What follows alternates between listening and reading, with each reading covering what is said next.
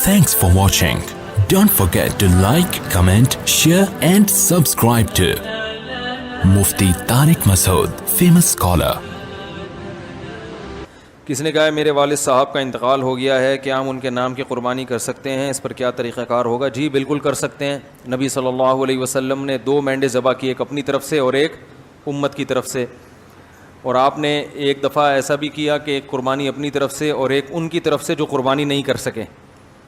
تو اس لیے پتہ چلتا ہے کہ قربانی کسی دوسرے کی طرف سے بھی کی جا سکتی ہے. تو آپ نے مرحوم والدین کے لیے کر سکتے ہیں، صرف ابا سے کر لیں، صرف اماں کے لیے کر لیں، دونوں کے لیے کر لیں، کوئی حرج نہیں ہے. ہاں اب دونوں کے لیے کریں گے تو کیا ثواب تقسیم ہو کے ملے گا دونوں کو؟ یہ ایک سوال ہے. بھائی سمجھ میں آ رہا ہے؟ بھائی ایک بکرا، ایک دمبا یا گائے کا ایک حصہ آپ کے مرحوم والدین دونوں کے لیے کر لیا آپ نے، تو کیا آدھا آدھا دونوں کے لیے ہوگا یا دونوں کو پورا پورا ثواب ملے گا؟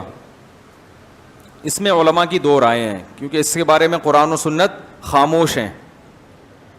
صحیح ہے نا؟ ابے بھائی بکرا ایک ہے اور ہو رہی ہے مرحوم ابا اور اماں دونوں کی طرف سے، تو کیا آدھا آدھا ابا اماں کو ثواب پہنچے گا یا پورے پورے بکرے کا پہنچے گا؟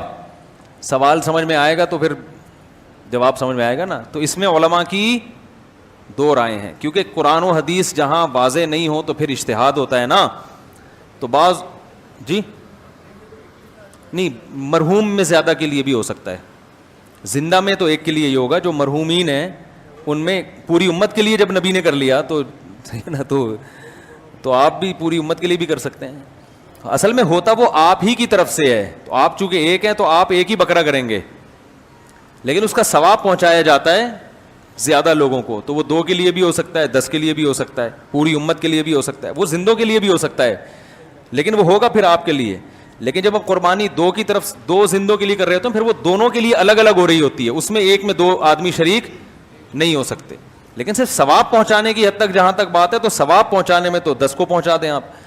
تو اب علماء کہتے ہیں کہ بعض علماء کہتے ہیں ڈیوائیڈ ہو کے پہنچتا ہے، صحیح ہے نا، اور بعض کہتے ہیں نہیں پورا ثواب اس کو بھی ملے گا، پورا ثواب اس کو ملے. دونوں قول ہیں علماء کے. تو اس لیے افضل تو یہی ہے کہ ابا کے لیے الگ کر لیں، اماں کے لیے الگ کر لیں، افضل یہی ہے. اور اگر نہیں کر سکتے دونوں کے لیے کر لیں، ایک ہی کر لیں دونوں کے لیے. اللہ پہنچانا چاہے گا تو دونوں کو پورے پورے.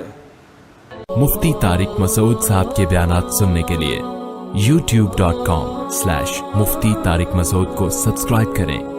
اور اگر آپ لائیو ویڈیو کو کبھی بھی مس نہیں کرنا چاہتے ہیں تو سبسکرائب کرنے کے بعد بیل آئیکن پہ کلک کرنا مت بھولیں.